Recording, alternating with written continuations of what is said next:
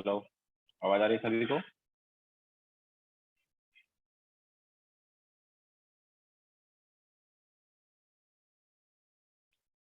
So good morning to all.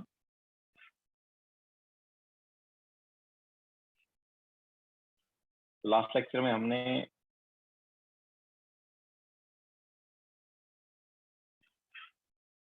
तुम्हें radius and velocity का expression करवाया है। आगे कंटिन्यू करेंगे।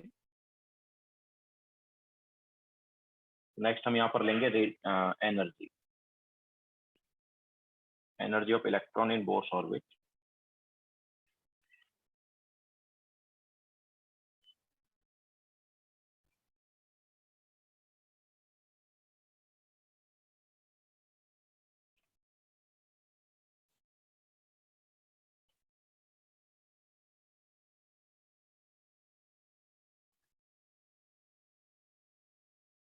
थोड़ा वेट कर लेते हैं, देन स्टार्ट करते हैं।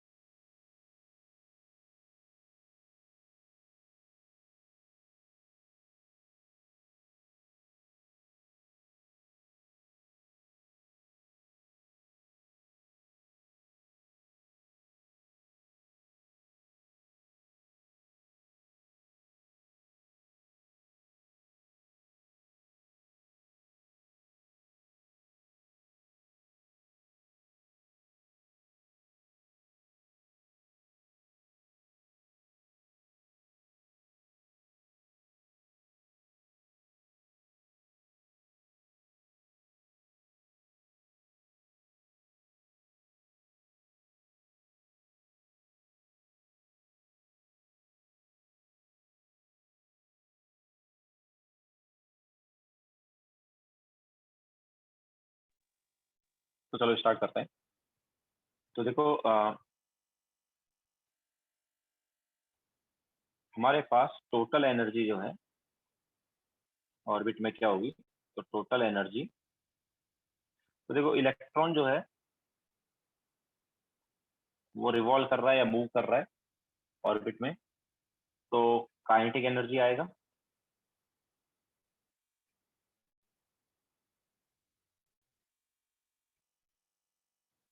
इसके अलावा हमने तुम्हें ये भी बताया कि जब दो चार्ज पार्टिकल पर्टिकुलर डिस्टेंस पर हो तो वहां पर इलेक्ट्रोस्टैटिक पोटेंशियल एनर्जी आता है ना। तो यहाँ पर भी क्या न्यूक्लियस पर प्रोटॉन है और ऑर्बिट में इलेक्ट्रॉन है, तो उनके बीच में क्या होगा, पोटेंशियल एनर्जी होगा। तो पोटेंशियल एनर्जी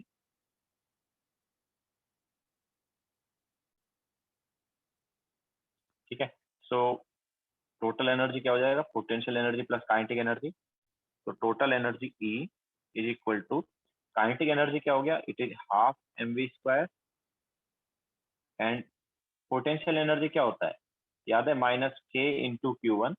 Q1 मतलब न्यूक्लियस का चार्ज हो गया, that is Z into E, into electron का चार्ज E डिवाइड बाय बीच का distance charge. Okay, so kinetic energy होगी हाफ mv², और पोटेंशियल एनर्जी मैंने बताया ना क्या होता है, it is minus k Q1 Q2 by R, याद है, ठीक है। So minus k Q1 that is Z into e, nucleus का चार्ज, इंटू Q2 इलेक्ट्रॉन का चार्ज, तो minus k Q1 Q2 by R।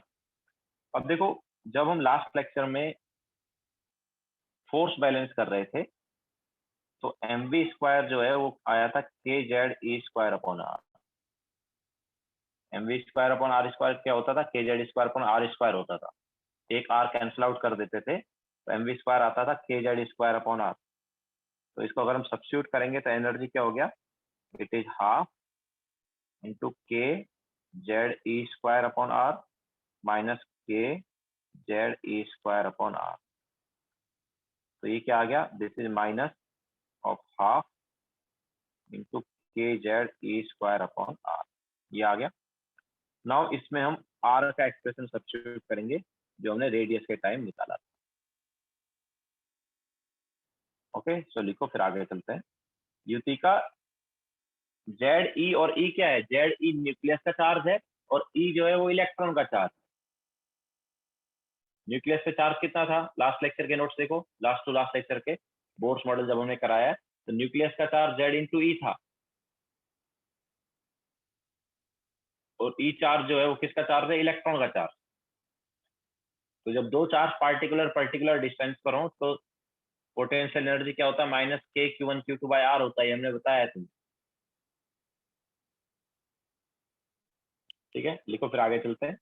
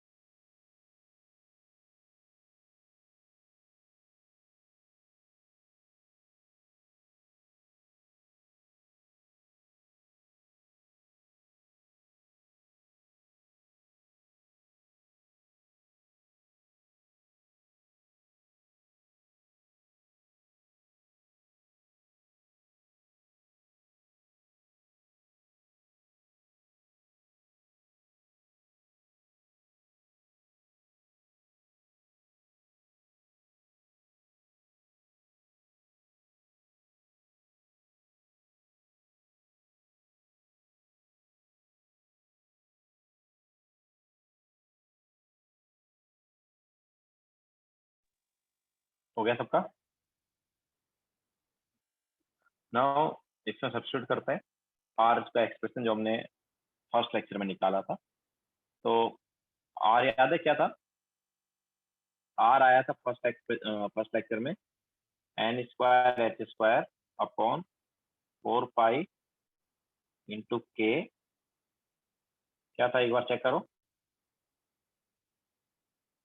m into Z into a², यही था क्या, एक बार चेक करो।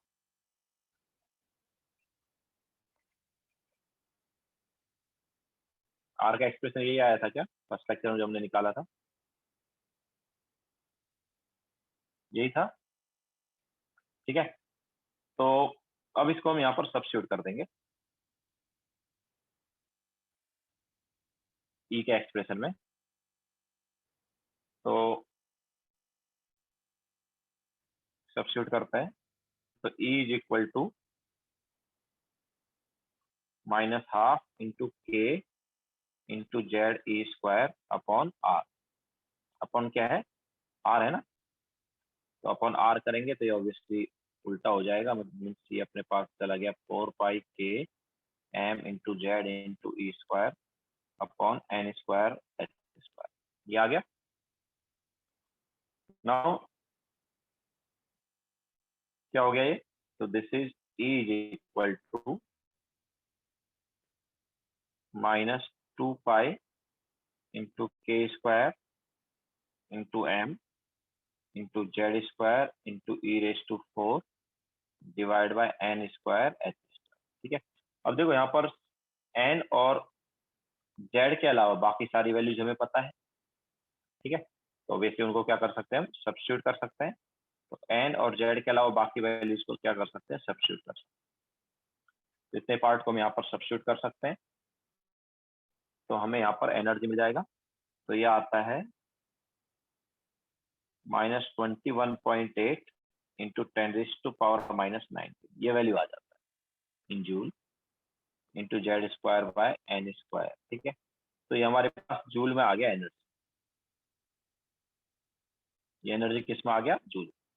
नाउ इसको जब हम इलेक्ट्रॉन वोल्ट में कन्वर्ट करते हैं तो ये आ जाता है -13.6 into Z square by N square. ये कौन सी यूनिट में है, ये है इलेक्ट्रॉन वोल्ट वाली, ठीक है। तो जूल से इलेक्ट्रॉन वोल्ट में कन्वर्ट करने के लिए क्या करते थे, याद आया, हम 1.6 इंटू 10⁻⁻⁹ से डिवाइड करते। तो जब इस वैल्यू को 1.6 इंटू 10⁻⁻⁹ से डिवाइड करेंगे तो क्या आ जाएगा, 13.6 आ जाएगा, ओके। तो मेनली ये इलेक्ट्रॉन वोल्ट वाला एनर्जी यूज किया जाएगा। तो इलेक्ट्रॉन वोल्ट में क्या हो जाएगा formula, it is -13.6 into Z square upon N square electron volt.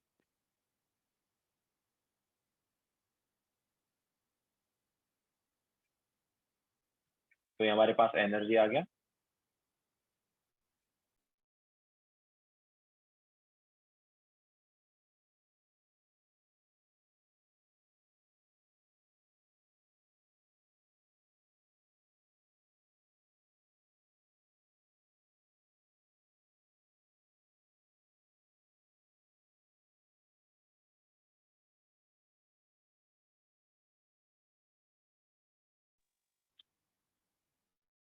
और पाई स्क्वायर है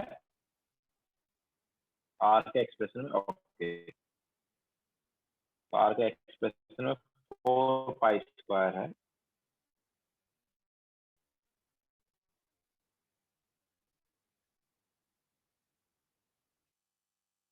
ठीक है।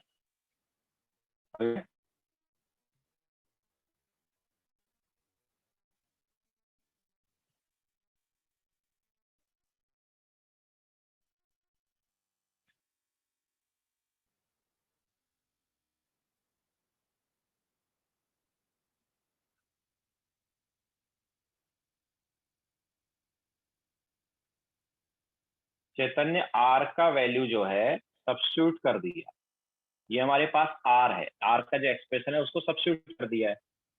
आर के एक्सप्रेशन को कहां पर सब्स्टिट्यूट किया, इधर सब्स्टिट्यूट किया, ठीक है। सो ये वाला पार्ट एज इट इज रहा और वाला सब्स्टिट्यूट कर दिया। तो आर को सब्स्टिट्यूट किया तो ये ऐसे आ गया, डिवाइड करने पर है ना, -k/z² अपॉन आर करेंगे तो ये आ गया। नाउ इस वाले पार्ट में हमारे पास क्या बचा, ये 2 ये 4, ठीक है। तो 2 बचा, इसके अलावा पाई स्क्वायर बचा, के का स्क्वायर हो जाएगा, 2 के हैं, इसके अलावा एम एक ही है तो एम आएगा। जेड कितने हैं, जेड देखो 2 हैं तो जेड स्क्वायर हो गया। ई देखो ई का स्क्वायर और ई का स्क्वायर क्या हो गया, e⁻⁴ हो गया। और नीचे क्या बचेगा, एन स्क्वायर एच स्क्वायर।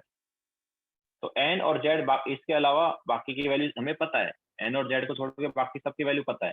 तो सब्स्टिट्यूट करने पर क्या आएगा, 21.8 इंटू 10⁻⁻19 आएगा। 21.8 एसाइल वो 21.8 है, ना कि 21.0।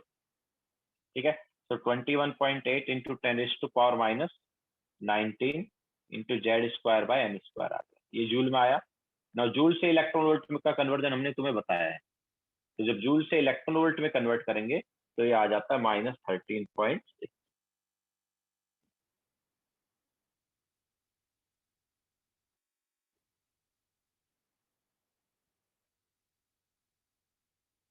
अरे चेतन ने बता दिया ना भाई, आफ्टर आर का ही तो मैंने बताया है, जब सब्स्टिट्यूट किया है अभी तो बताया मैंने आफ्टर आर का।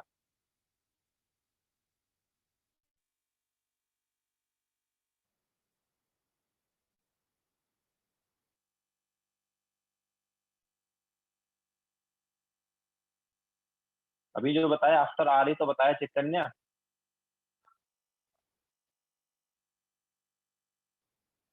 तुम्हें ही बता रहा था, मैं तुम्हें ही एक्सप्लेन कर रहा था।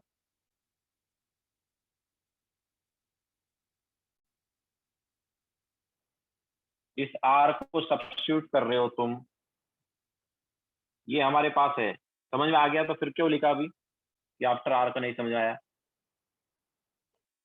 मैं समझाने के बाद तुमने लिखा ना कि सर आफ्टर आर का नहीं समझ आया।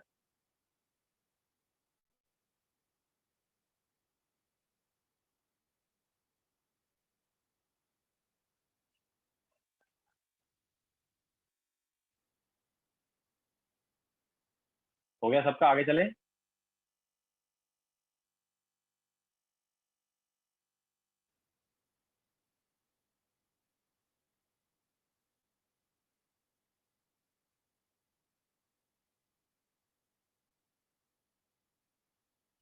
तो ये हमें इलेक्ट्रॉन वोल्ट में वैल्यू मिल गया, और जनरली हमें इलेक्ट्रॉन वोल्ट वाला ही फॉर्मूला याद रखना है। नाउ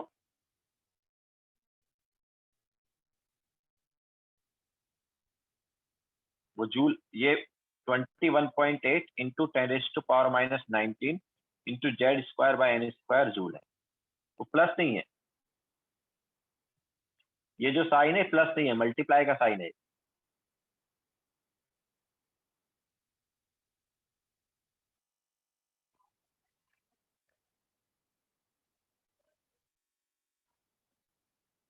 ठीक है, नाउ अब देखो, अगर हम यहाँ पर Z की वैल्यू बढ़ाएंगे तो एनर्जी बढ़ेगा या कम होगा? हमारे पास एनर्जी का एक्सप्रेशन आ रहा है -13.6 into Z² bye N² electron volt. तो अगर हम यहाँ पर Z का वैल्यू बढ़ाते हैं तो बताओ E का वैल्यू बढ़ेगा या कम होगा? देखो माइनस माइनस साइन है, अगर यहाँ पर ये माइनस साइन नहीं होता तो डायरेक्टली प्रोपोर्शनल होता, और उसकी वजह से E का वैल्यू क्या होता? बढ़ता। लेकिन माइनस साइन है तो E का वैल्यू एक्चुअली क्या होगा? कम, due to negative sign. Negative sign है ना, मैग्नीट्यूड बढ़ेगा, मैग्नीट्यूड क्या होगा? बढ़ेगा।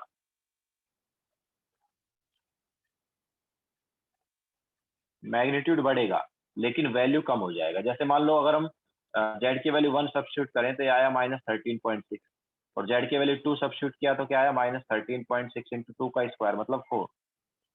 तो ये क्या हो गया? -54.4। तो कौन सा बड़ा है यार? -13.6 बड़ा है या -54.4 बड़ा है? कौन सा बड़ा है? जब एन को वन सब सॉरी जेड को जब 1 सब्स्टिट्यूट किया तो ये आया, और जेड को जब 2 सब्स्टिट्यूट किया तो ये आया। तो कौन सा बड़ा है? -54.4 बड़ा है या -13.6 बड़ा है? -13.6 बड़ा है। ओके, तो -13.6 जो है ये बड़ा है -54.4। ओके, सो मैग्नीट्यूड की अगर हम बात करेंगे तो ऑब्वियसली मैग्नीट्यूड वाइज वैल्यू बढ़ गई, पहले 13.6 थी, बाद में 54.4 हो गया, तो मैग्नीट्यूड जो है वो बढ़ जाएगी। लेकिन नेगेटिव साइन है इसलिए वैल्यू क्या हो गई? कम हो। ठीक है, सिमिलरली अगर हम यहाँ पर एन बढ़ाएंगे तो एन बढ़ाएंगे तो देखो इनवर्सली प्रोपोर्शनल है, तो एनर्जी जो है मैग्नीट्यूड में कम हो जाएगी लेकिन नेगेटिव साइन होने की वजह से बढ़ जाएगी। ठीक है, सो अगर हमने एन को बढ़ाया तो एनर्जी बढ़ेगा, लेकिन मैग्नीट्यूड क्या होगा, कम होगा, मैग्नीट्यूड डिक्रीज होगा। जैसे मान लो हमने यहाँ पर अगर एन को सब्स्टिट्यूट किया, एन को मान लो 1 सब्स्टिट्यूट किया, तो एनर्जी अपने पास आया -13.6। और अगर हमने एन को 2 सब्स्टिट्यूट किया तो एनर्जी यहाँ पर आ जाता है -2 सब्स्टिट्यूट करने पर -13.6/4। ठीक है, 2 सब्स्टिट्यूट करने पर तो ये हो गया -3.4। तो 13.6 और 3.4 में देखेंगे तो 13.6 जो है वो बड़ा है, लेकिन नेगेटिव साइन को जब हम कंसिडर कर लेंगे तो कौन सा बड़ा हो गया, -13.6 बड़ा है, -3.4 बड़ा है, -13.6 बड़ा है, -3.4, -3.4 बड़ा है। ओके, कौन सा बड़ा है, -3.4 बड़ा है। ठीक है, सो जेड बढ़ाने पर ई कम होता है, ठीक है, और एन बढ़ाने पर ई जो है वो बढ़ता है। मैग्नीट्यूड की बात करेंगे तो मैग्नीट्यूड में ऑब्वियसली उल्टा है। मैग्नीट्यूड में क्या है, एनर्जी मतलब जेड बढ़ाया तो ऑब्वियसली ये वाला पार्ट जो है बढ़ गया, तो मैग्नीट्यूड बढ़ गया, लेकिन नेगेटिव साइन है तो एनर्जी क्या हो गई, कम हो गई। और एन बढ़ाया तो ये वाला पार्ट जो है डिक्रीज हो गया, मतलब मैग्नीट्यूड डिक्रीज हो, लेकिन नेगेटिव साइन है इसलिए वैल्यू क्या होगी, बढ़ जाएगी।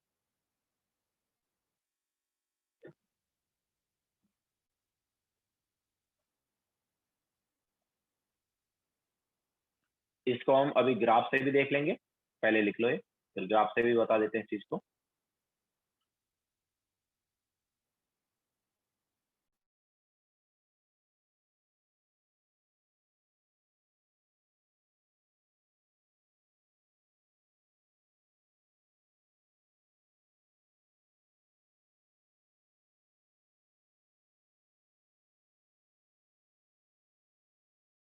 ठीक है, तो एक चीज तुम्हें यहाँ से क्लियर होनी चाहिए कि अगर हम नंबर ऑफ ऑर्बिट बढ़ाते हैं, एन बढ़ाते हैं, तो एनर्जी जो है वो क्या होता रहता है, बढ़ता रहता है। ठीक है, मतलब फर्स्ट से ज्यादा एनर्जी होगा सेकंड ऑर्बिट में, सेकंड से ज्यादा एनर्जी होगा थर्ड ऑर्बिट में, थर्ड से ज्यादा एनर्जी होगा फोर्थ ऑर्बिट में। तो इस टाइप से एनर्जी बढ़ता रहेगा। और अगर हम एन को इन्फिनिटी कर देंगे तो एनर्जी जीरो हो जाएगी, है ना। तो एन को इन्फिनिटी करेंगे तो एनर्जी जीरो, तो ऑब्वियसली सबसे ज्यादा एनर्जी कहाँ पर है, इन्फिनिटी पर है ना, क्योंकि उससे नीचे वाले ऑर्बिट में एनर्जी क्या है, नेगेटिव है। इन्फिनिटी पर एनर्जी क्या है, जीरो, तो जीरो तो नेगेटिव से बड़ा ही होता है। और जेड बढ़ाते तो एनर्जी क्या होता है, कम होता रहता है। मतलब हाइड्रोजन के कंपेरिजन में हीलियम पॉजिटिव में एनर्जी कम हो जाएगा, हीलियम पॉजिटिव से जब लिथियम 2 पॉजिटिव में जाएंगे तो एनर्जी और कम हो जाएगी। ओके, तो जेड बढ़ाने पर एनर्जी क्या हो रहा है, कम हो रहा है, और एन बढ़ाने पर एनर्जी बढ़ रहा है।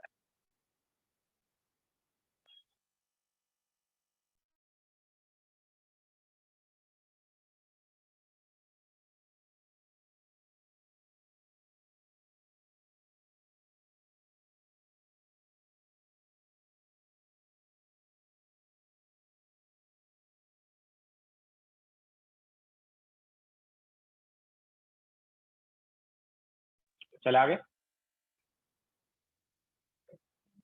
तो अब देखो यहाँ पर ग्राफ अगर हम बनाए, ई वर्सेज एन ग्राफ बनाए या ई वर्सेज जेड बनाए तो कैसा बनेगा यार, अगर हम ई वर्सेज जेड ग्राफ बनाएंगे तो कैसा बनेगा। ई जो है वो जेड के स्क्वायर के डायरेक्टली है, बट नेगेटिव साइड में।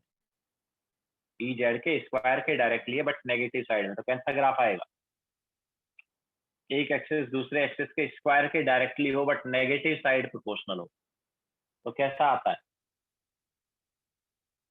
स्क्वायर के डायरेक्टली हो तो क्या आता है, पैराबोला आता है, नेगेटिव साइड आएगा वो पैराबोला। समझाया, वो पैराबोला किधर आएगा, नेगेटिव साइड। तो y is equal to minus m x square, याद है graph, y is equal to minus m x square. Okay, तो वही टाइप का ग्राफ आ गया। तो ई वर्सेज जेड ग्राफ जो है अपने पास ऐसा हो गया, y is equal to minus m x square. तो यहाँ से तुम देख सकते हो, देखो जैसे जैसे हम जेड बढ़ा रहे हैं, जैसे जैसे जेड बढ़ा रहे हैं, देखो एनर्जी नीचे जा रहा है कि नहीं जा रहा है, ग्राफ से देख सकते हो तुम। जैसे जैसे हमने जेड बढ़ाया एनर्जी की वैल्यू क्या हो रही है, डिक्रीज। ओके, तो जेड बढ़ाने पर एनर्जी क्या हुआ, डिक्रीज। ठीक है, what about E versus n, E versus n graph कैसा होगा यार?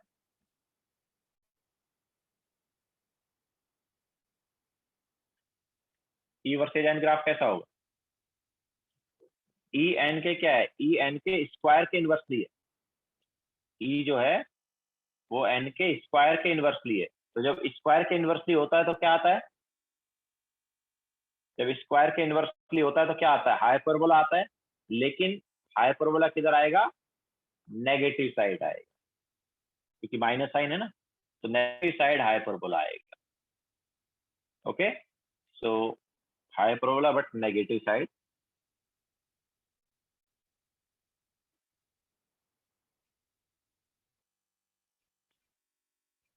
तो ये देखो नेगेटिव साइड हाइपरबोला। ठीक है, तो यहां से तुम देख सकते हो कि यार तुम जब एन की वैल्यू बढ़ा रहे हो तो देखो ई की वैल्यू बढ़ रही है कि नहीं बढ़ रही?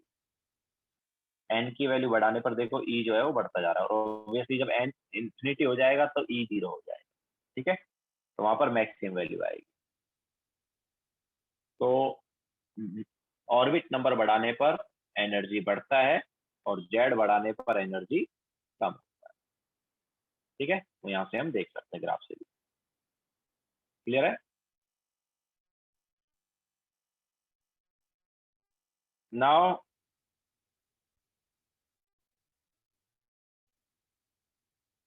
टोटल एनर्जी क्या आया अपने पास? देखो टोटल एनर्जी आया था, ये टोटल एनर्जी है। और ये वाला कौन सा एनर्जी है यार? ये काइनेटिक एनर्जी है ना? तो टोटल एनर्जी और काइनेटिक एनर्जी का वैल्यू सेम है क्या? देखो ध्यान से, टोटल एनर्जी और काइनेटिक एनर्जी का वैल्यू सेम है ना? ठीक है, बस डिफरेंस किस चीज का है? साइन का डिफरेंस है। काइनेटिक एनर्जी में देखो पॉजिटिव साइन है, और टोटल एनर्जी में नेगेटिव साइन है कि नहीं? ये काइनेटिक एनर्जी है और ये टोटल एनर्जी है, तो सेम वैल्यू है बट साइन डिफरेंट है ना? इधर ये इसमें क्या है? इसमें पॉजिटिव साइन है और इसमें क्या है? Negative sign. ठीक है, तो टोटल एनर्जी जो है it is minus of kinetic energy, ऐसे लिख सकते हैं। इसके अलावा टोटल एनर्जी को क्या हम in terms of potential energy लिख सकते हैं क्या? देखो, ये पोटेंशियल एनर्जी था और ये टोटल एनर्जी है, दोनों का साइन सेम है। किसका डिफरेंस है? इसका डिफरेंस है ना, हाफ का। अगर हम इसको, ये पोटेंशियल एनर्जी को डिवाइड बाई टू कर दें, इस पोटेंशियल एनर्जी को डिवाइड बाई टू करेंगे तो ये वैल्यू मिलेगी नहीं मिलेगी? तो potential energy divide by to करने पर क्या आ रहा है? यहाँ पर टोटल एनर्जी आ रहा है। Okay, so potential energy divide by two is total energy. ठीक है, तो ये हमारे पास total energy, kinetic energy and potential energy में रिलेशन आ गया। ओके, तो ये total energy. Sir what is value of K? Chaitanya भाई ये तो बताया ना यार, वैल्यू ऑफ के क्या है? बिफोर रदरफोर्ड हमने जब इलेक्ट्रोस्टैटिक फोर्स की बात की थी तो वहां पर के बताया था कि नहीं बताया था? के का वैल्यू क्या होता है? नोट्स पढ़ रहे हो कि नहीं पढ़ रहे हो तुम?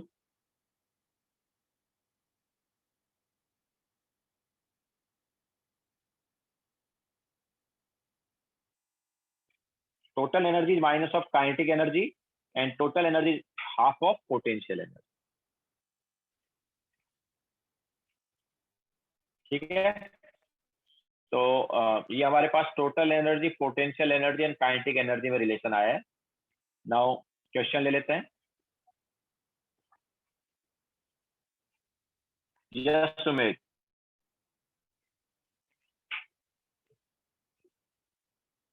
तो क्वेश्चन लेते हैं अभी। तो फाउंडेशन बिल्डर ऑब्जेक्टिव का question number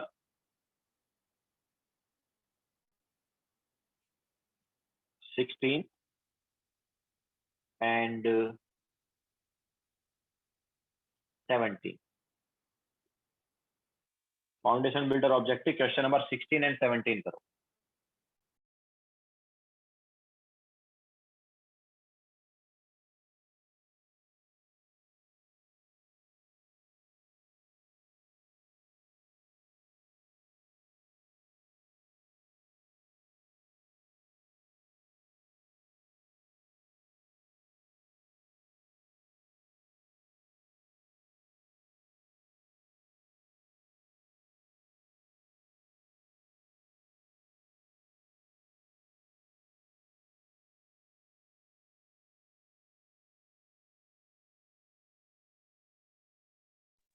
advance and mains दोनों में सेम क्वेश्चन है, एडवांस एंड मेंस दोनों में question number 16 and 17।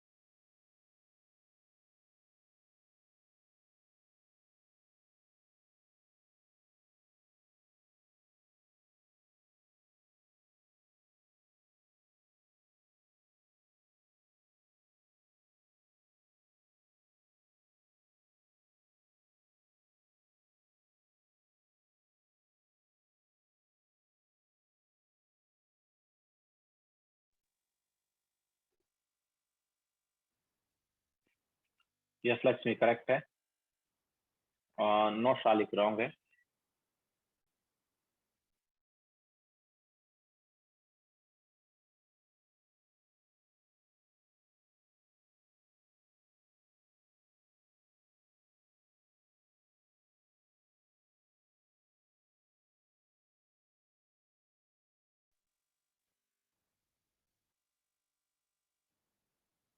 Yes serious correct है।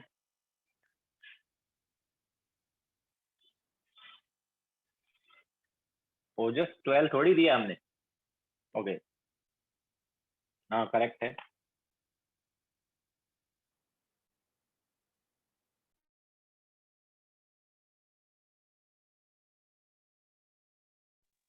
नो प्रथम। चेक करो फिर से।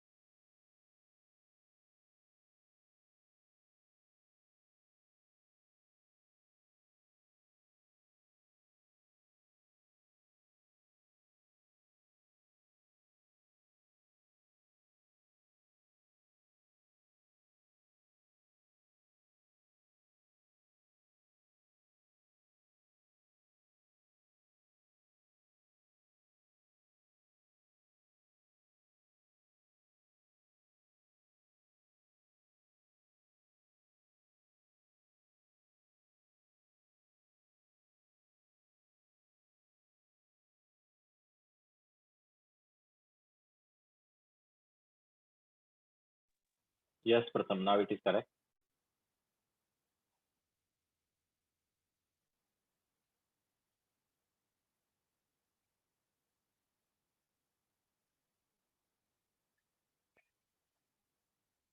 तो चलो कराते हैं। तो देखो क्वेश्चन नंबर 16 में क्या है। क्वेश्चन नंबर 16 में हमें बोला है कि इलेक्ट्रॉन जो है कुछ इस टाइप से जंप कर रहा है कि उसकी जो काइनेटिक एनर्जी है वो x से x/4 हो गया। काइनेटिक एनर्जी क्या हो गया, x to x/4। तो अब काइनेटिक एनर्जी इतना हो गया तो पोटेंशियल एनर्जी क्या होगा। तो यार देखो काइनेटिक एनर्जी और पोटेंशियल एनर्जी में क्या रिलेशन है। यहाँ से अगर हम पोटेंशियल एनर्जी निकालेंगे तो ये क्या हो जाएगा, ये हो जाएगा -2 टाइम्स ऑफ काइनेटिक एनर्जी, यही होगा ना। ठीक है, यहाँ से पोटेंशियल एनर्जी क्या हो गया, -2 टाइम्स ऑफ काइनेटिक एनर्जी। तो अब पोटेंशियल एनर्जी जो है वो कहाँ से कहाँ जाएगा। तो स्टार्टिंग में जब काइनेटिक एनर्जी x है तो पोटेंशियल एनर्जी हो गया -2x, और जब काइनेटिक एनर्जी x/4 हुआ तो पोटेंशियल एनर्जी क्या हो गया, -2 टाइम्स ऑफ x/4, मतलब -x/2। तो चेंज कितना आएगा, तो चेंज इन पोटेंशियल एनर्जी क्या होगा, ऑब्वियसली चेंज मतलब फाइनल माइनस इनिशियल ही करते हैं। तो फाइनल है अपने पास -x/2 और इनिशियल है अपने पास -2x। तो दोनों का डिफरेंस जब देखेंगे तो it is -x/2 plus 3x, sorry plus 2x। तो क्या आ जाएगा, this is 3x/2, obviously plus का आएगा। ठीक है, so this is question number 16।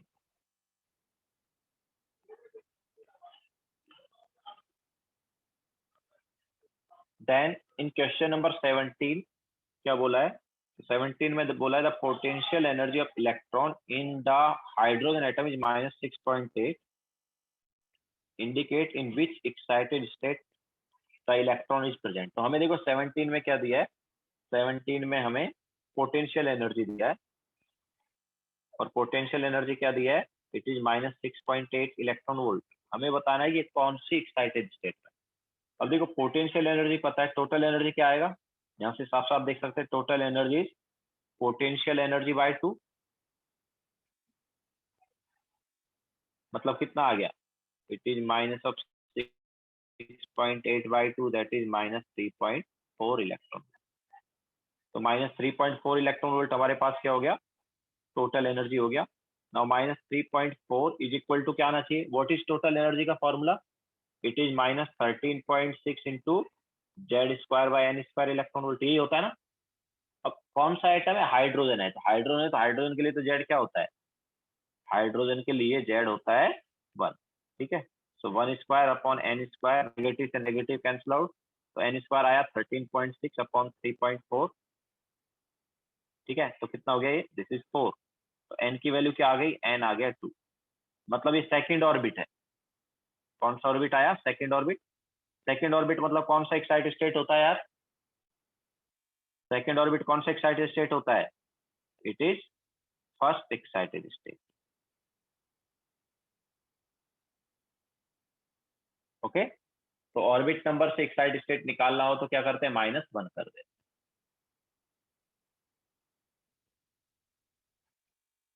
Okay, तो ये हमारे पास हो गया question number 16 and 17।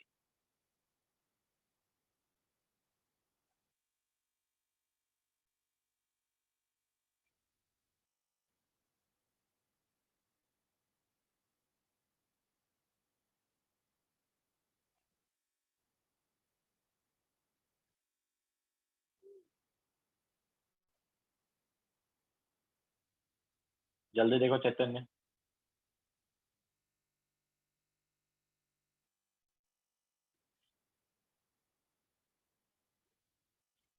Shalik, kinetic energy x से x/4 हुआ और हमें बताना चेंज इन पोटेंशियल एनर्जी क्या है। तो पोटेंशियल एनर्जी और काइनेटिक एनर्जी में ये रिलेशन है। पोटेंशियल एनर्जी जो है ये होता है -2 टाइम्स ऑफ काइनेटिक एनर्जी। मतलब काइनेटिक एनर्जी पता है तो तुम पोटेंशियल एनर्जी निकाल सकते हो, कैसे, -2 से मल्टीप्लाई कर। तो जब काइनेटिक एनर्जी x है तो उसे -2 से मल्टीप्लाई किया तो क्या है, पोटेंशियल एनर्जी -2 है। और जब काइनेटिक एनर्जी x/4 है तो उसे -2 से मल्टीप्लाई किया तो आया पोटेंशियल एनर्जी -x/2। ठीक है। तो चेंज क्या होता है, चेंज इन पोटेंशियल एनर्जी निकालना मतलब फाइनल में से इनिशियल को माइनस कर दो। तो -x/2 हमारे पास फाइनल है, उसमें से इनिशियल को माइनस किया -2x को, ऑब्वियसली ये तो माइनस माइनस क्या हो गया, प्लस हो गया ये वाला पार्ट। तो हमारे पास ये आ गया। तो 2x - x/2 हो गया, that is nothing but 3x/2। समझ आया।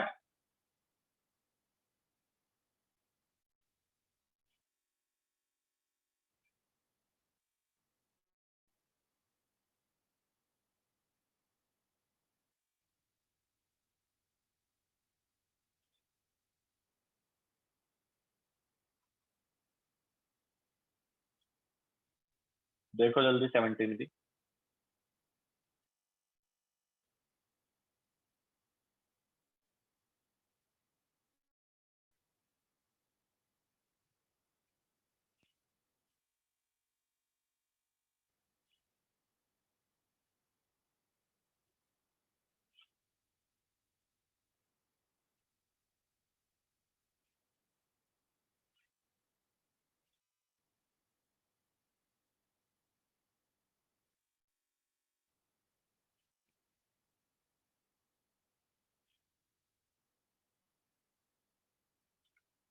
तनिष, 17th में हमें बोला है कि कौन सा एक्साइटेड स्टेट है और उन्होंने पोटेंशियल एनर्जी दिया -6.8।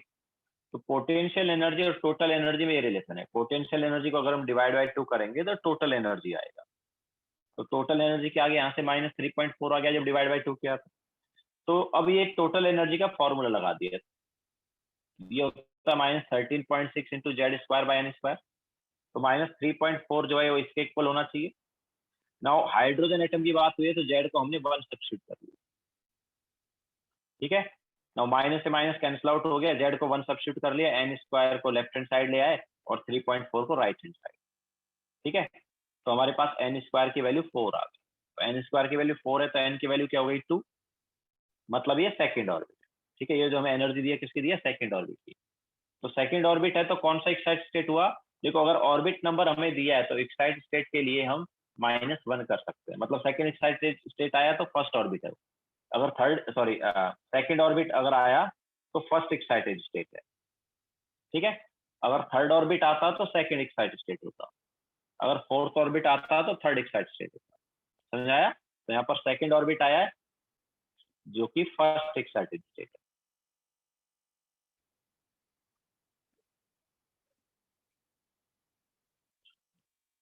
क्लियर है।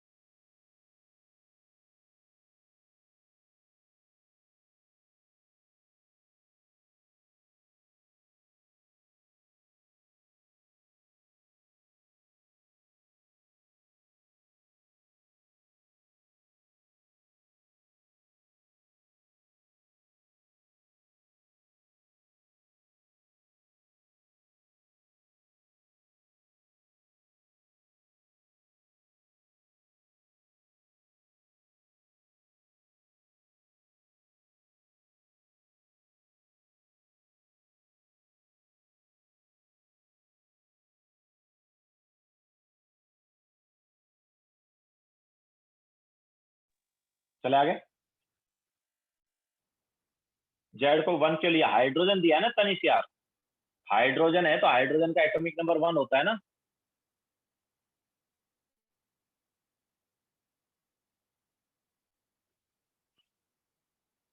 ठीक है, तो आगे चलते हैं। नाउ नेक्स्ट हेडिंग डालो, energy analysis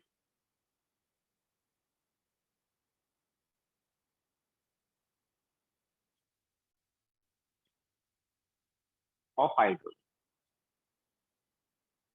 energy analysis of hydrogen. तो हाइड्रोजन का एनर्जी एनालिसिस, तो देखो हम हाइड्रोजन के अलग अलग ऑर्बिट की बात कर लेते हैं। ये फर्स्ट ऑर्बिट हो गया, ये सेकंड ऑर्बिट हो गया, ये थर्ड ऑर्बिट हो गया, ये फोर्थ ऑर्बिट हो गया, और ये इन्फिनिटी। ठीक है, this is n equal to 1, this is n is equal to 2, this is n is equal to 3, this is n is equal to 4, and ये हम ले लेते हैं n is equal to n। अच्छा, तो एनर्जी क्या होता है हाइड्रोजन का? जेड तो 1 है ना, तो it is -13.6 divide by n square, यही होगा बिकॉज जेड की वैल्यू 1 है। तो फर्स्ट ऑर्बिट का एनर्जी क्या होगा बताओ? फर्स्ट ऑर्बिट का एनर्जी क्या होगा? n को 1 सब्स्टिट्यूट कर देंगे तो फर्स्ट ऑर्बिट का एनर्जी आ गया -13.6 इलेक्ट्रॉन वोल्ट। ओके, n को 1 सब्स्टिट्यूट कर दिया। सेकंड ऑर्बिट का एनर्जी क्या होगा?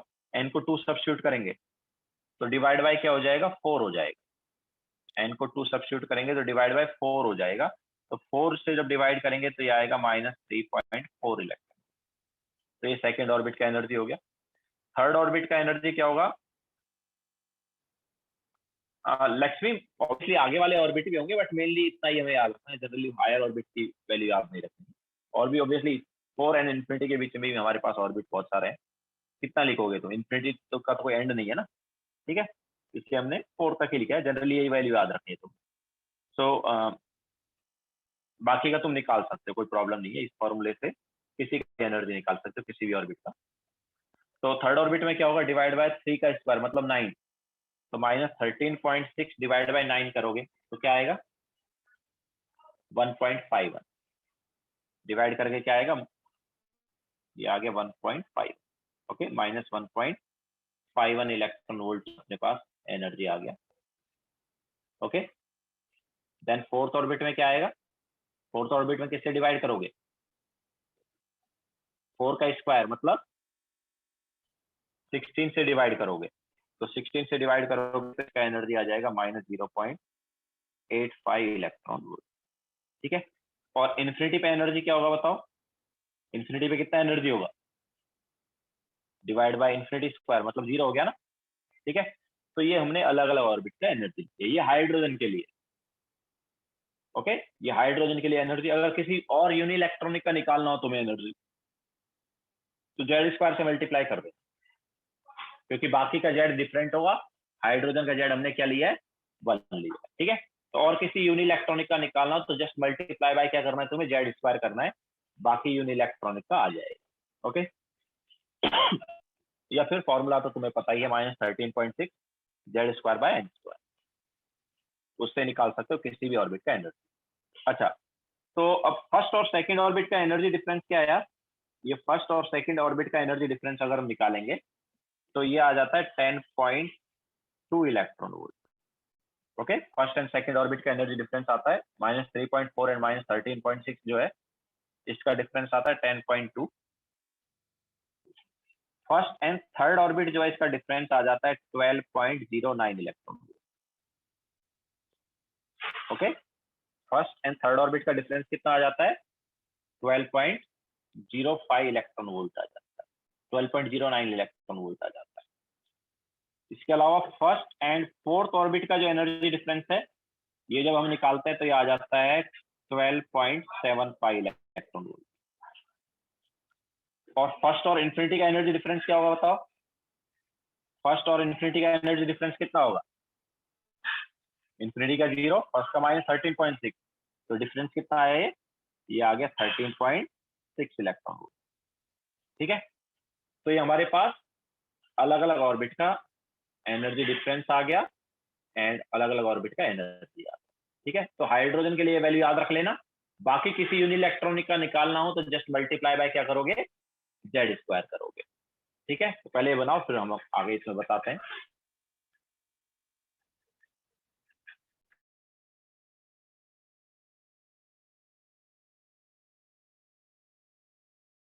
यहाँ पर एनर्जी डिफरेंस की बात हो रही है, मतलब हायर ऑर्बिट का एनर्जी माइनस लोअर ऑर्बिट का एनर्जी हम तो निकाल रहे हैं। ठीक है, तो higher orbit energy minus lower orbit energy निकालेंगे तो वो जो तुम कोई बोल रहा है सर -13.6, तो वो माइनस नहीं आएगा, वो प्लस आएगा, क्योंकि जीरो में से -13.6 को माइनस करो।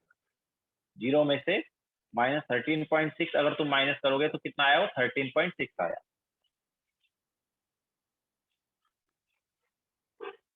हायर ऑर्बिट और लोअर ऑर्बिट का एनर्जी डिफरेंस देख रहे हैं, तो ये एनर्जी डिफरेंस आएंगे, तो ये वैल्यूज याद रखनी है। ठीक है, ये हमने जो वैल्यूज बताई है, अलग अलग ऑर्बिट का एनर्जी डिफरेंस और अलग अलग ऑर्बिट का एनर्जी, ये हमें याद रखना है।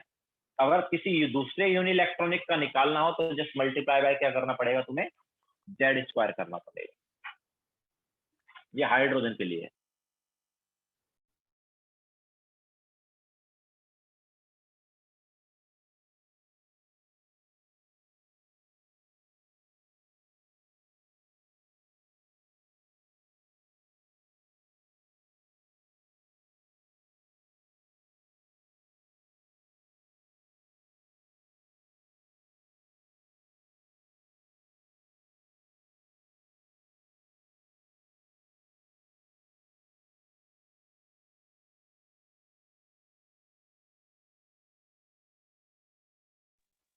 हो गया सभी का?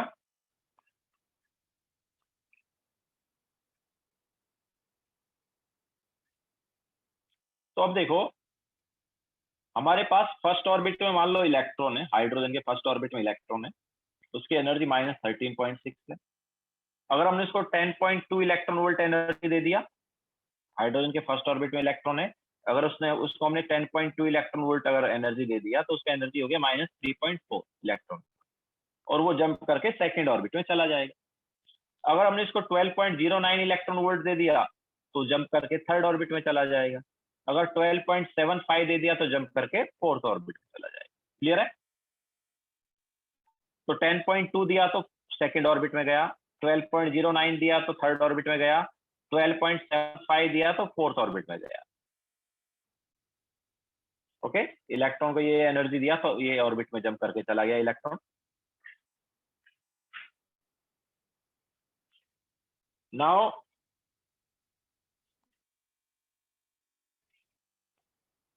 अगर हम वंस आगे वाली डिजिट हम नहीं लिख रहे हैं, अगर हम यहाँ पर हाइड्रोजन के इलेक्ट्रॉन को 11 इलेक्ट्रॉन वोल्ट एनर्जी देंगे तो क्या होगा बताओ?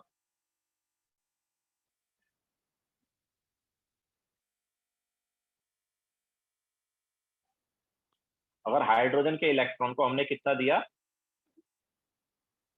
11 इलेक्ट्रॉन वोल्ट एनर्जी दिया, तो क्या होगा?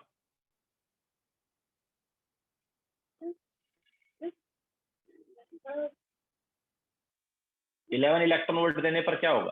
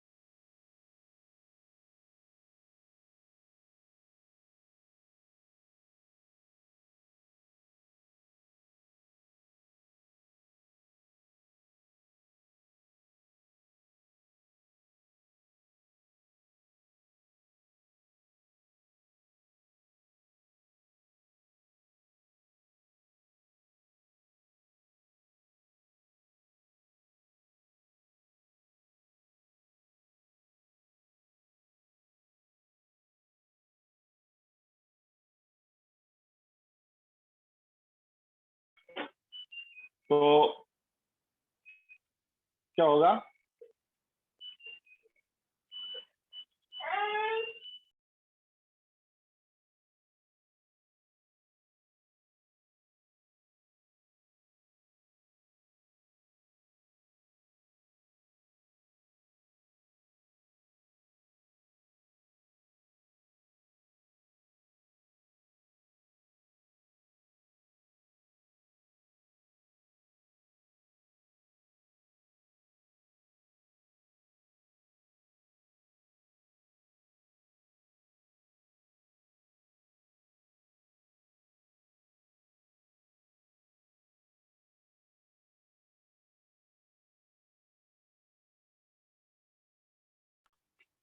तो देखो कुछ लोग बोल रहे हैं सेकंड और थर्ड ऑर्बिट के बीच में रहेगा, कुछ बोल रहे हैं फर्स्ट एंड सेकंड के बीच में रहेगा। तो एक्चुअली 11 इलेक्ट्रॉन वोल्ट जो है वो क्या है, 11 इलेक्ट्रॉन वोल्ट जो 10.2 से ज्यादा है, ठीक है, और 12.09 से कम है। मतलब हम फर्स्ट सेकेंड ऑर्बिट में जो एनर्जी चाहिए सेकेंड ऑर्बिट में जाने के लिए, उससे ज्यादा एनर्जी दे रहे हैं, लेकिन थर्ड ऑर्बिट की एनर्जी से कम एनर्जी दे रहे हैं, है ना। थर्ड ऑर्बिट में जो एनर्जी चाहिए जाने के लिए उससे कम एनर्जी हम दे रहे हैं। तो तुम्हें लगेगा कि सेकेंड और थर्ड ऑर्बिट के बीच में चला जाएगा, ठीक है, यहां पर कहीं चला जाएगा बिकॉज हम 11 इलेक्ट्रॉन वोल्ट दे रहे हैं, लेकिन ऐसा नहीं। एक्चुअली क्या होगा, अगर एनर्जी अप्रोप्रिएट नहीं है, अप्रोप्रिएट मतलब 10.2 नहीं है, 12.09 नहीं है, 12.75 नहीं है, ये सब एनर्जी अगर नहीं है, तो वो इलेक्ट्रॉन जो है उस एनर्जी को एब्जॉर्ब ही नहीं करेगा। इलेक्ट्रॉन जो है वो उसी एनर्जी को एब्जॉर्ब करेगा जो कि अप्रोप्रिएट एनर्जी, अप्रोप्रिएट एनर्जी मतलब वो एनर्जी डिफरेंस ऑफ ऑर्बिट के इक्वल एनर्जी हो, उसी को एब्जॉर्ब करेगा। अगर जो हम एनर्जी दे रहे हैं वो एनर्जी डिफरेंस ऑफ ऑर्बिट के इक्वल नहीं है, तो उसे वो एब्जॉर्ब नहीं करेगा। ओके, तो इलेक्ट्रॉन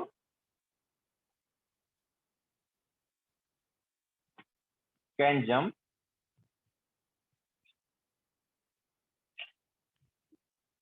फ्रॉम ग्राउंड स्टेट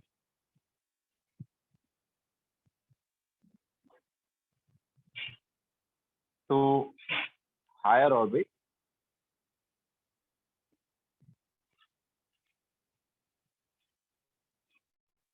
जिसे हम क्या बोलेंगे, एक्साइटेड स्टेट बोलेंगे, बाय एब्जॉर्बिंग फोटोन। अच्छा, वो एनर्जी किस फॉर्म में आएगी, वो फोटोन के फॉर्म में आएगी, लाइट के फॉर्म में आएगी। Okay, bye absorbing photon of appropriate energy.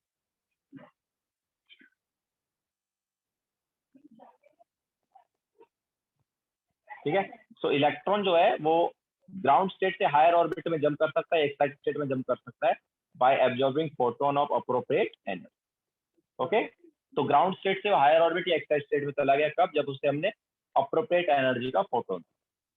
अब लेकिन देखो एक्साइटेड स्टेट जो है स्टेबल नहीं होता है, ठीक है, बट एक्साइटेड स्टेट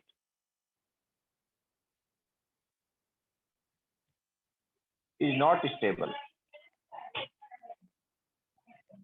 ठीक है, तो जैसे मान लो फर्स्ट ऑर्बिट से इलेक्ट्रॉन जंप करके सेकंड ऑर्बिट में चला गया, तो भी वो सेकंड ऑर्बिट में एक्चुअली स्टेबल नहीं है, या फर्स्ट ऑर्बिट से थर्ड ऑर्बिट में चला गया तो वहां पर भी वो इलेक्ट्रॉन जो स्टेबल नहीं है। तो क्या करेगा, इलेक्ट्रॉन वापिस जंप करके आ जाएगा ग्राउंड स्टेट में, मतलब फर्स्ट ऑर्बिट। अब देखो जब फर्स्ट ऑर्बिट से हायर ऑर्बिट में वो गया था तो उसने क्या किया था, एनर्जी एब्जॉर्ब किया था, लेकिन जब वापिस वो हायर से लोअर ऑर्बिट में आएगा तो एनर्जी क्या करेगा, एमिट करेगा। ठीक है, so but excited state is not stable and electron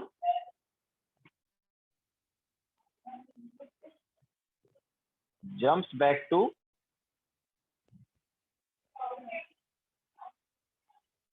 ground state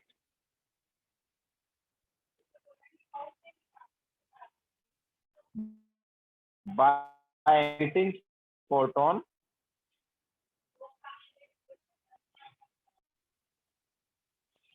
of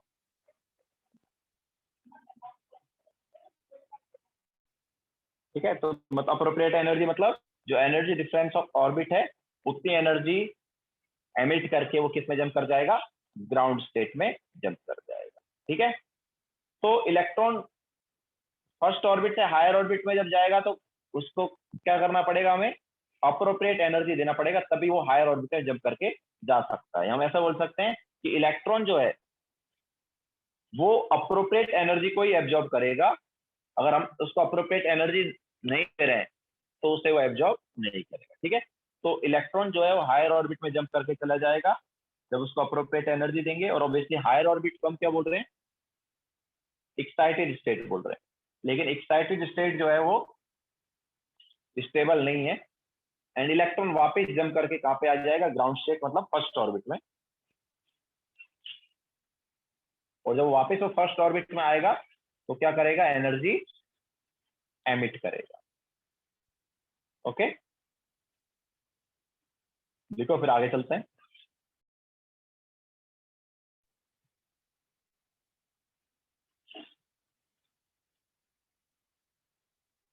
फायदा तो वंस होता है उसका आगे तुम्हें पता चलेगा कि एक्चुअली इसका क्या फायदा है। स्पेक्ट्रम उसकी वजह से ही आता है, ठीक है, थोड़े टाइम के लिए तो गया ना, लेकिन तो उसकी वजह से क्या स्पेक्ट्रम दिखाई देता है। आगे स्पेक्ट्रम की बात करेंगे, एटॉमिक स्पेक्ट्रम की, वो उसी की वजह से आता है। जब इलेक्ट्रॉन एक ऑर्बिट से दूसरे ऑर्बिट में जंप करता है तो उसकी वजह से ही इलेक्ट्रॉन आता है। सॉलिड एक्साइटेड स्टेट स्टेबल क्यों नहीं है, क्योंकि यार देखो क्या है, हमारे पास एक इलेक्ट्रॉन है और एक इलेक्ट्रॉन जो है उस न्यूक्लियस के सबसे पास रहने की ट्राई करेगा, ना कि न्यूक्लियस से दूर रहे। ठीक है, तो न्यूक्लियस के सबसे पास में कब रहेगा वो, जब फर्स्ट ऑर्बिट में, तभी सबसे ज्यादा स्टेबल होगा वो।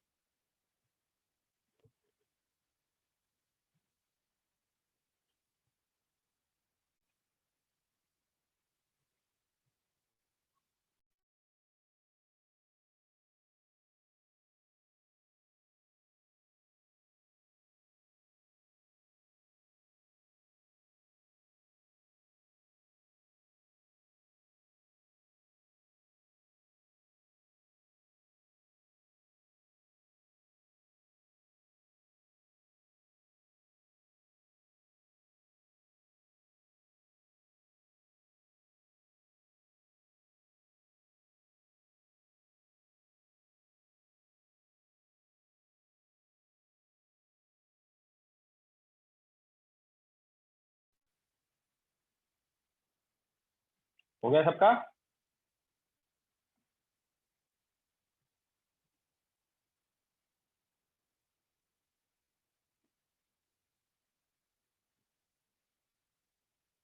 Okay, now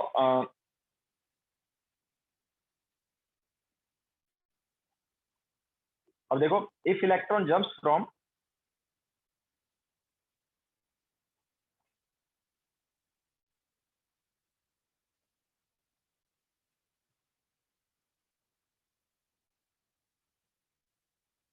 lower orbit n1, n1 की वैल्यू कुछ भी हो सकती है, लोअर ऑर्बिट है n1, to higher orbit n2 by absorbing photon of wavelength lambda,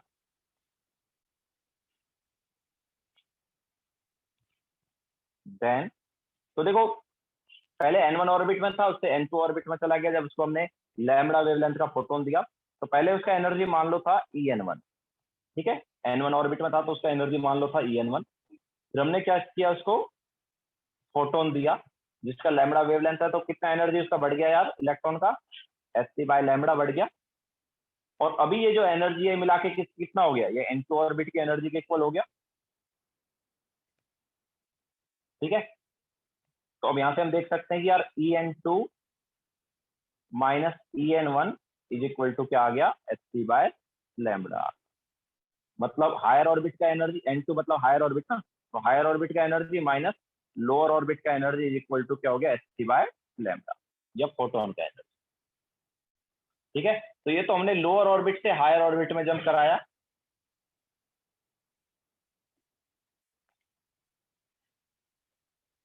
okay, ये हमने लोअर ऑर्बिट से हायर ऑर्बिट में जंप कराया। अगर हम उल्टा करें, हायर से लोअर में जंप कराएं तो if electron jump from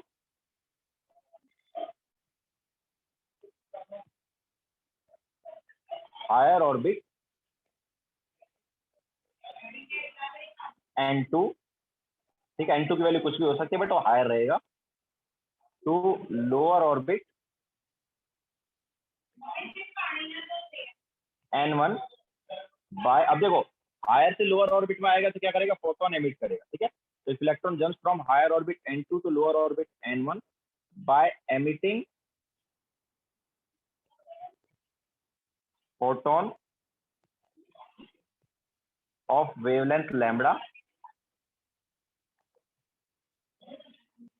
then, तो देखो अभी हायर ऑर्बिट से लोअर ऑर्बिट में जंप किया है और फोटोन एमिट किया, उसका वेवलेंथ लैम्बडा है, तो पहले एनर्जी उसका En2 था,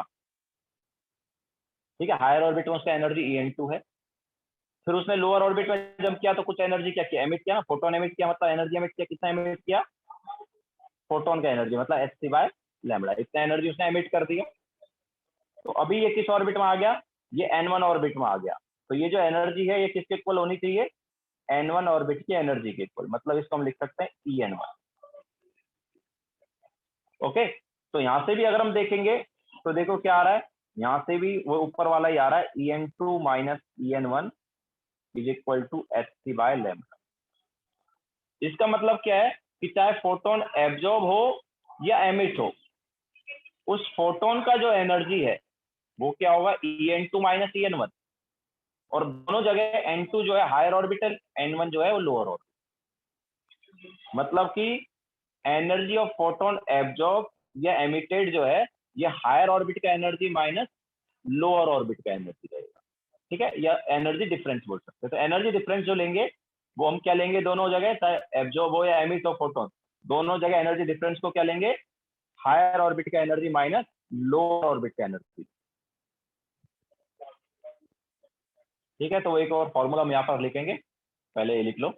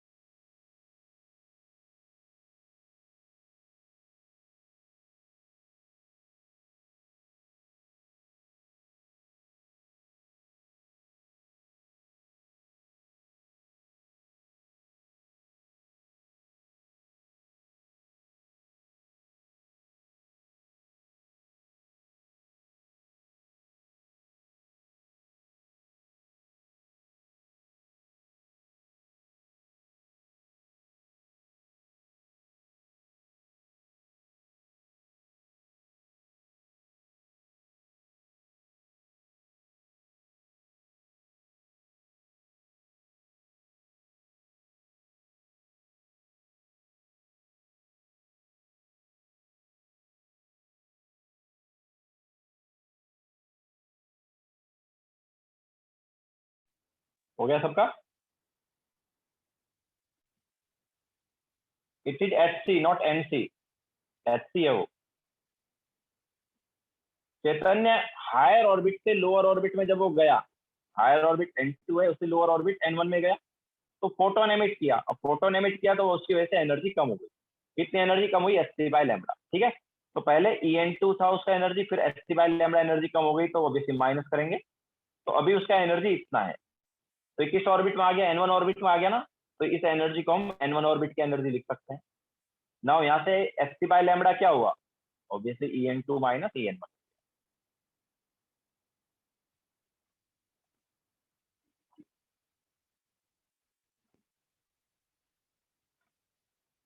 लिख लिया सबने,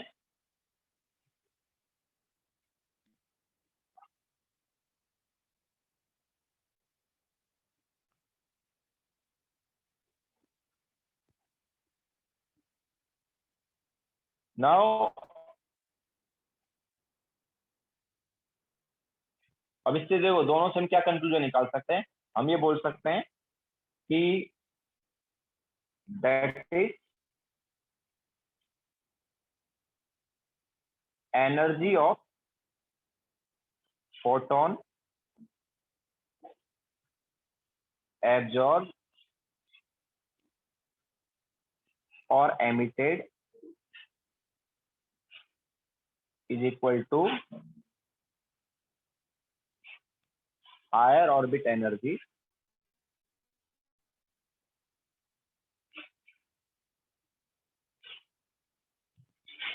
माइनस लोअर ऑर्बिट एनर्जी।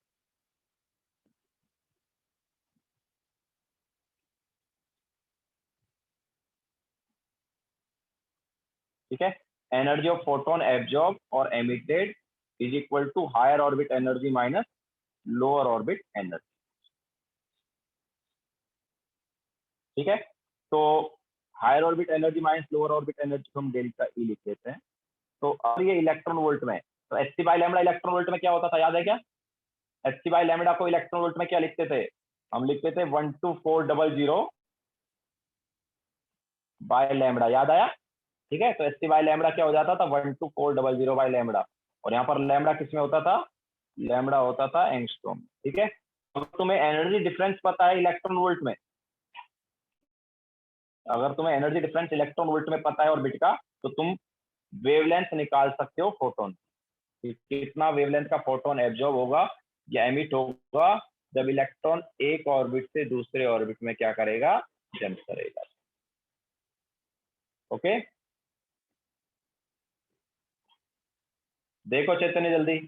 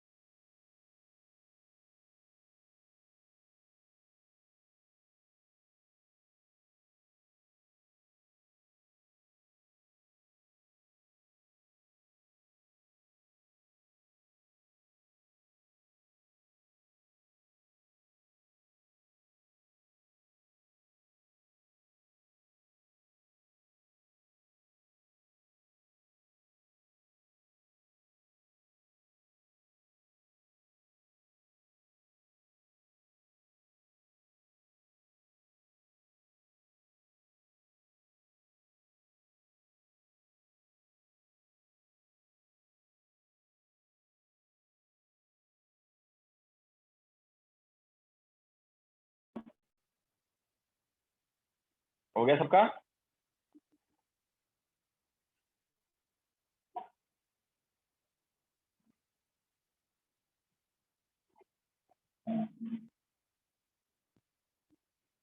तो क्वेश्चन लिखो।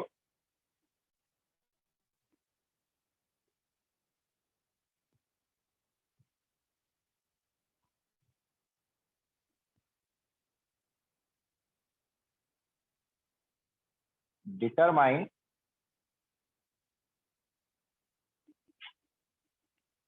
Wavelength of photon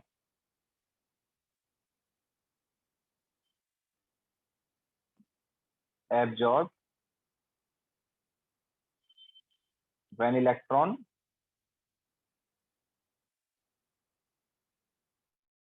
jumps from first orbit to second orbit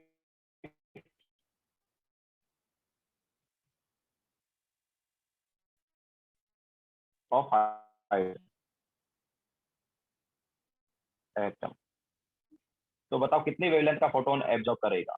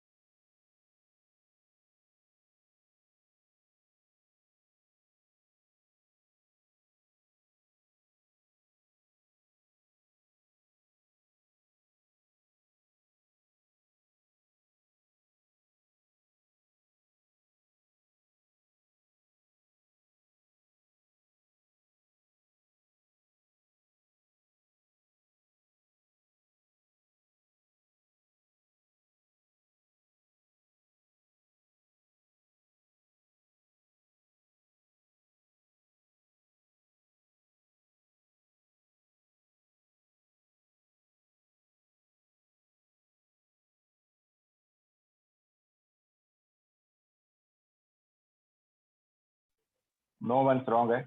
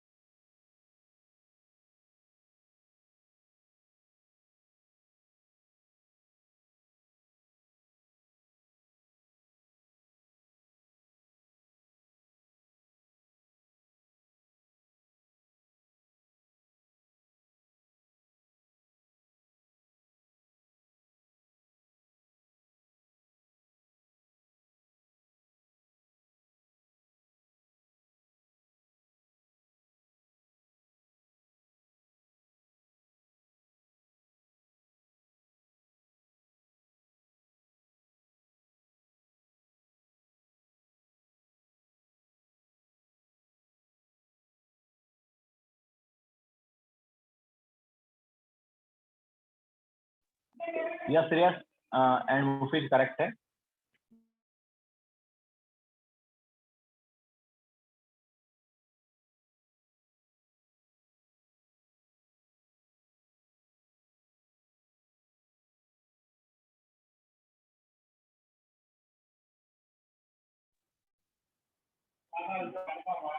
first और सेकंड ऑर्बिट का एनर्जी डिफरेंस क्या बताया हमने यार?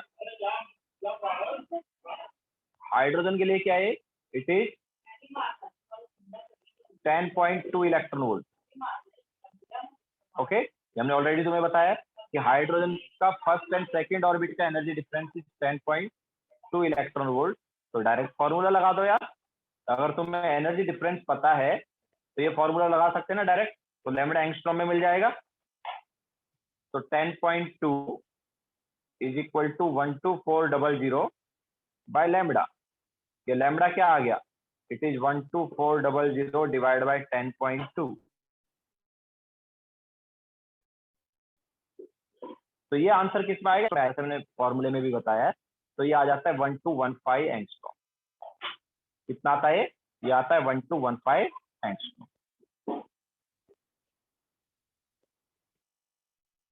Okay,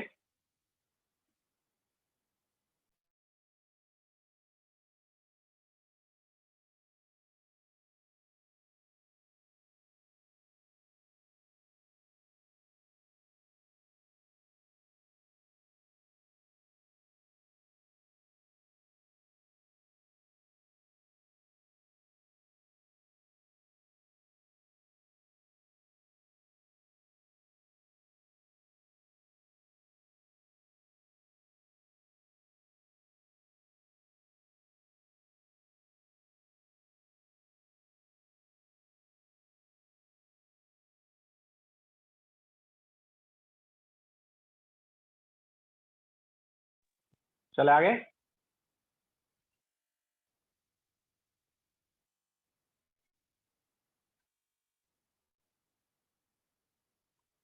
now next question.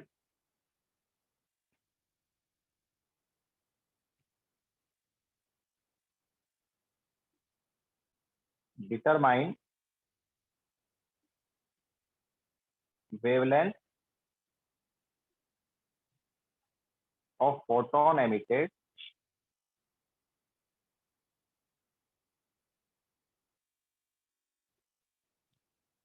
when electron jumps from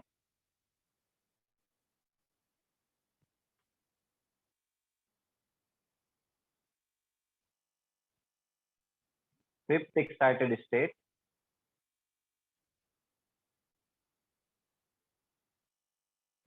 to second excited state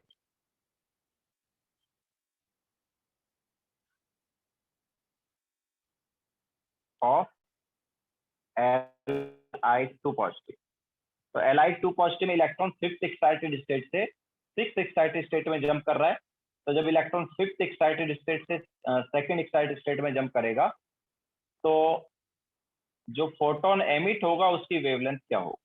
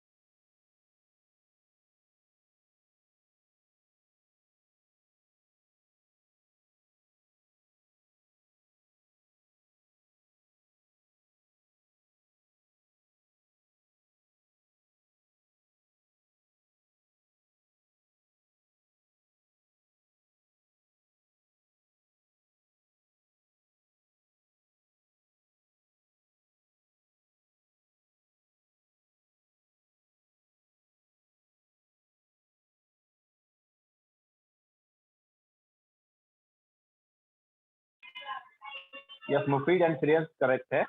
तो देखो क्या है, फिफ्थ एक्साइटेड स्टेट मतलब फिफ्थ एक्साइटेड स्टेट से सेकंड एक्साइटेड स्टेट में जंप किया है।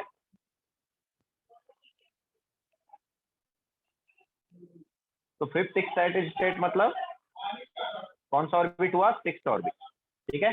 और सेकंड एक्साइटेड स्टेट मतलब कौन सा ऑर्बिट हुआ? सेकंड एक्साइटेड स्टेट मतलब थर्ड ऑर्बिट, ठीक है। तो सिक्स्थ ऑर्बिट का एनर्जी क्या होगा भाई? सिक्स्थ ऑर्बिट में एनर्जी क्या होगा? ये होगा -13.6 इंटू जेड स्क्वायर। अच्छा, लिथियम का जेड क्या है? लिथियम का जेड 3 है ना, तो Z square divide by N square.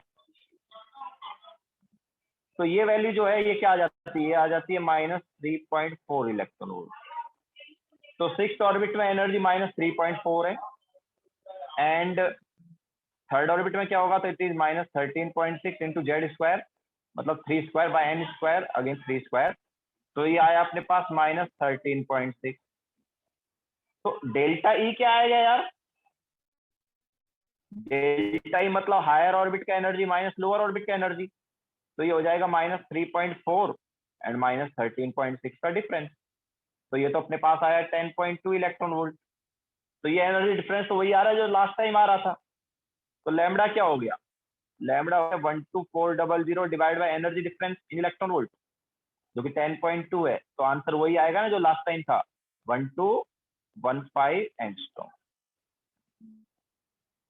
Okay. तो लास्ट क्वेश्चन में इलेक्ट्रॉन फर्स्ट ऑर्बिट से सेकंड ऑर्बिट में जंप किया था हाइड्रोजन एटम। यहाँ पर इलेक्ट्रॉन फिफ्थ एक्साइटेड स्टेट से सेकंड एक्साइटेड स्टेट मतलब सिक्स्थ ऑर्बिट से थर्ड ऑर्बिट में जंप किया, किसके? Li2 पॉजिटिव के। ओके, तो ये हमने लैम्बडा निकाला है। तो यहाँ पर और लास्ट क्वेश्चन में लैम्बडा क्यों सेम आया? क्योंकि एनर्जी डिफरेंस दोनों जगह सेम आया है। हाइड्रोजन का फर्स्ट एंड सेकंड ऑर्बिट का एनर्जी डिफरेंस उतना ही है जितना लिथियम 2 पॉजिटिव का थर्ड एंड सिक्स्थ ऑर्बिट का एनर्जी डिफरेंस।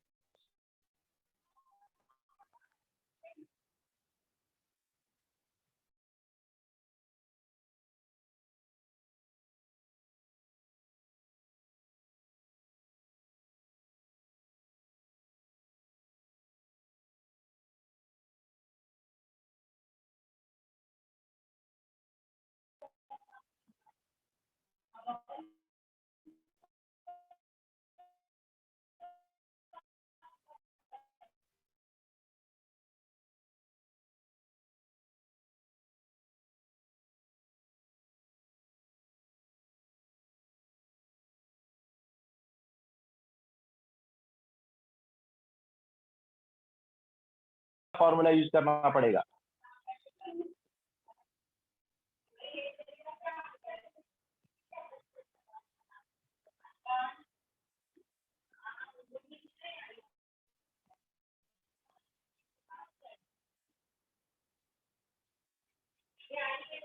लिख लिया सभी ने?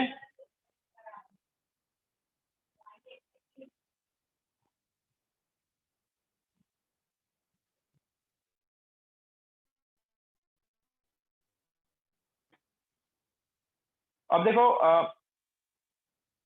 13.6 इलेक्ट्रॉन वोल्ट क्या था? 13.6 इलेक्ट्रॉन वोल्ट जो है वो जीरो, मतलब कि इंफिनिटी पर एनर्जी जीरो है, एंड फर्स्ट ऑर्बिट मतलब -13.6 इलेक्ट्रॉन वोल्ट। उनका एनर्जी डिफरेंस था ना जीरो एंड -13.6 का इलेक्ट्रॉन मतलब एनर्जी डिफरेंस क्या हो जाएगा? 13.6 हो जाएगा। ओके, तो हाइड्रोजन के फर्स्ट ऑर्बिट और इन्फिनिटी का एनर्जी डिफरेंस है 13.6। तो अगर हम 13.6 इलेक्ट्रॉन वोल्ट एनर्जी दे देते हैं तो इलेक्ट्रॉन कहां पर चला जाएगा? इन्फिनिटी पर। इलेक्ट्रॉन कहां पर चला जाएगा? इन्फिनिटी पर, मतलब एक तरह से एटम से बाहर। इस एनर्जी को हम बोलते हैं आयनाइजेशन एनर्जी। इसे क्या बोलते हैं? आयनाइजेशन एनर्जी बोलते हैं। तो एनर्जी रिक्वायर्ड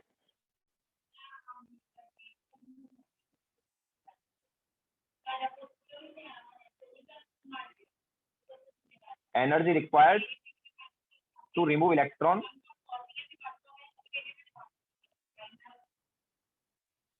फ्रॉम एटम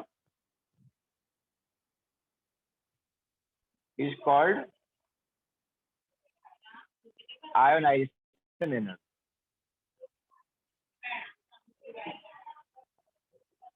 ठीक है, तो हाइड्रोजन के लिए आयनेशन एनर्जी हो जाता है 13.6 इलेक्ट्रॉन वोल्ट। बाकी किसी का अगर तुम्हें आयनेशन एनर्जी निकालना है तो ये हो जाएगा 13.6 इंटू जेड स्क्वायर। हाइड्रोजन का 13.6 है, बाकी किसी का अगर तुम्हें निकालना है तो क्या हो जाएगा 13.6 into Z square. Obviously unit क्या है, यूनिट है हमारे पास इलेक्ट्रॉन वोल्ट। ठीक है, तो ionisation energy 13.6 into Z square electron volt, ये हाइड्रोजन के लिए है 13.6 और इंटू जेड स्क्वायर किया तो किसी भी यूनिइलेक्ट्रॉनिक का। ओके, अच्छा नाउ एनर्जी जो है वो क्या होती है, एनर्जी होती है -13.6 into Z square by N square. This is energy ना, है कि नहीं। तो इसमें 13.6 इलेक्ट्रॉन वोल्ट जो है ये तो आयनेशन एनर्जी हो गया। तो क्या हम एनर्जी को in terms of ionisation energy लिख सकते हैं क्या? बिल्कुल लिख सकते हैं। 13.6 को इंटू जेड स्क्वायर को क्या लिखा जा सकता है, इसको लिखा जा सकता है आयनाइजेशन एनर्जी। ठीक है, so energy can be written as minus of ionization energy upon N square. मतलब अगर किसी का हमें आयनाइजेशन एनर्जी पता है तो उसके किसी भी ऑर्बिट का हम क्या निकाल सकते हैं, एनर्जी निकाल सकते हैं। ठीक है, क्या करना है, minus of ionization energy upon N square करना। So energy required to remove electron from atom is called ionization energy, जो कि हाइड्रोजन के लिए 13.6 है। बाकी के लिए क्या करना पड़ेगा, जस्ट जेड स्क्वायर से मल्टीप्लाई करना पड़ेगा। इसके अलावा किसी भी यूनिइलेक्ट्रॉनिक का हमें एनर्जी निकालना है तो फॉर्मूला ये लगता है -13.6 into Z square by N square. और इसमें 13.6 इंटू जेड स्क्वायर क्या हो गया, इट इज आयनाइजेशन एनर्जी। तो energy can be written as minus of ionization energy upon N square.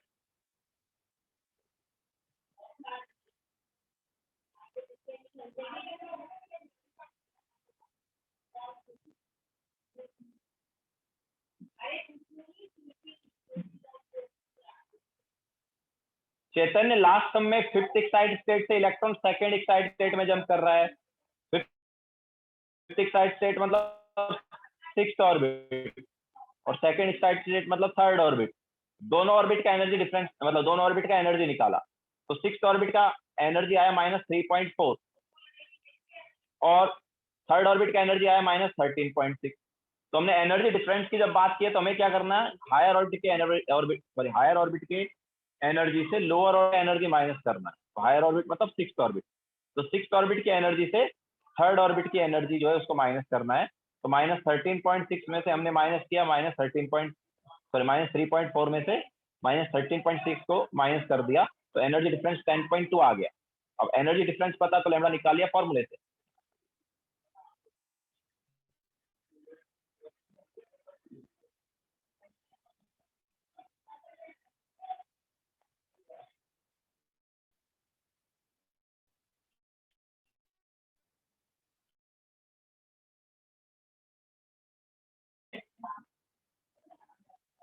तो अच्छा, अगर हम हाइड्रोजन के इलेक्ट्रॉन को 13.6 देंगे तो उसका आयनाइजेशन एनर्जी हो गया। अगर हमने उसको 13.6 की बजाय 14 इलेक्ट्रॉन वोल्ट दिया तो क्या होगा, अगर हाइड्रोजन के एटम को हम 13.6 की बजाय 14 इलेक्ट्रॉन वोल्ट देंगे तो क्या होगा।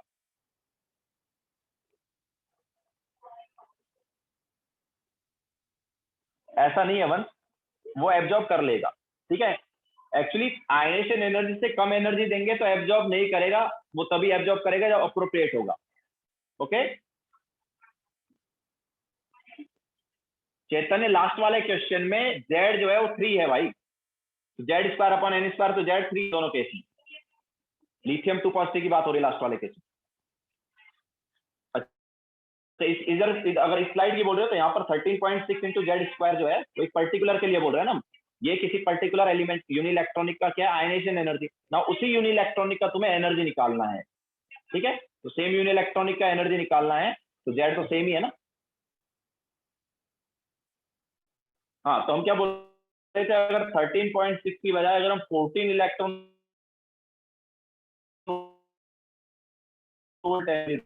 देंगे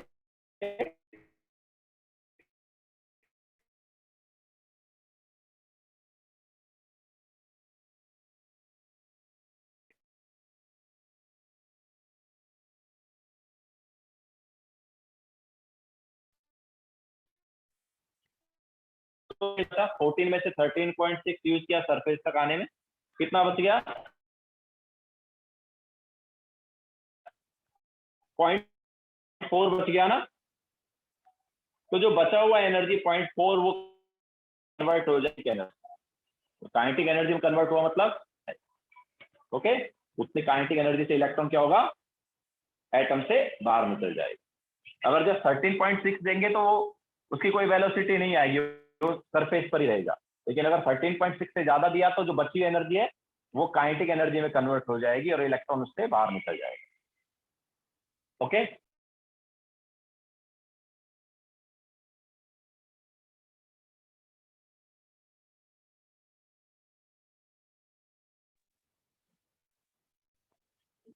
okay.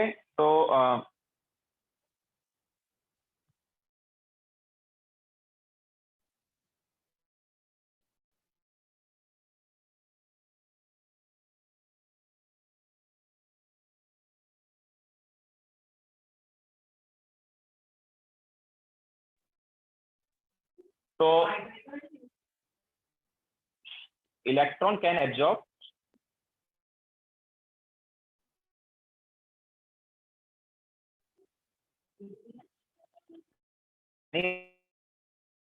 Energy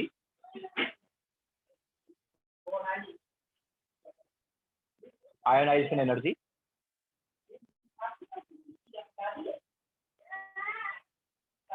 out of this ionization energy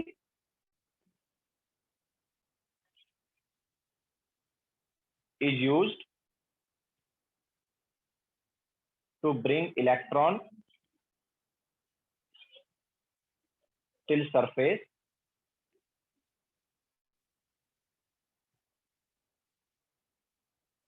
and remaining energy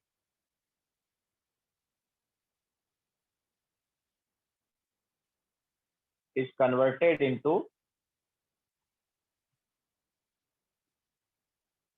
kinetic energy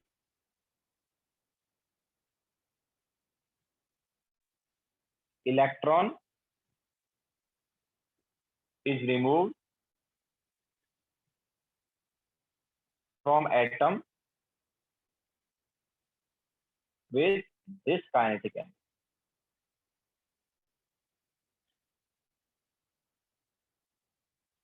ठीक है, तो जैसे हमने एग्जांपल बताया कि 14 इलेक्ट्रॉन वोल्ट दिया तो उसमें 13.6 हाइड्रोजन के लिए क्या हो गया? आयनेशन एनर्जी हो गया। तो जो बचा हुआ एनर्जी है कितना? 0.4 इलेक्ट्रॉन वोल्ट, वो क्या हो जाएगा? वो हो जाएगा काइनेटिक एनर्जी। ओके, तो दैट्स इट, आज का लेक्चर हम यहीं पे खत्म करेंगे। होमवर्क नोट कर लो। तो होमवर्क ऐसा है, मेंस के लिए अपने पास रहेगा फाउंडेशन बिल्डर ऑब्जेक्टिव का, इसमें से काफी हमने पहले दे चुके हैं वैसे। तो 18 टू 36, ठीक है, तो 18 टू 36 के बीच में हमने काफी पार्ट ऑलरेडी दे दिया है। तो ये foundation builder objective 18 to 36 mains के लिए है। अगर हम बात करेंगे एडवांस की, तो एडवांस का होमवर्क जो है, ये मेंस वाला पार्ट जो है वो तो है ही, मतलब फाउंडेशन बिल्डर ऑब्जेक्टिव का 18 टू 36 तो करना ही है। इसके अलावा सब्जेक्टिव जो है उसमें 17 से 28, ठीक है, तो सब्जेक्टिव वाले पार्ट का 17 से 28। तो ये आज का होमवर्क है मेंस एंड एडवांस।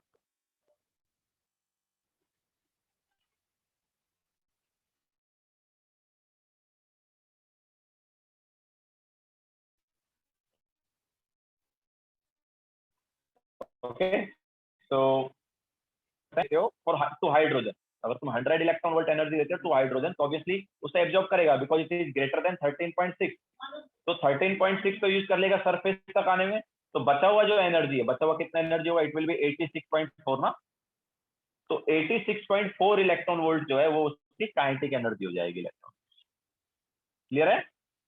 मतलब उतनी काइनेटिक एनर्जी से इलेक्ट्रॉन बाहर निकल जाएगा।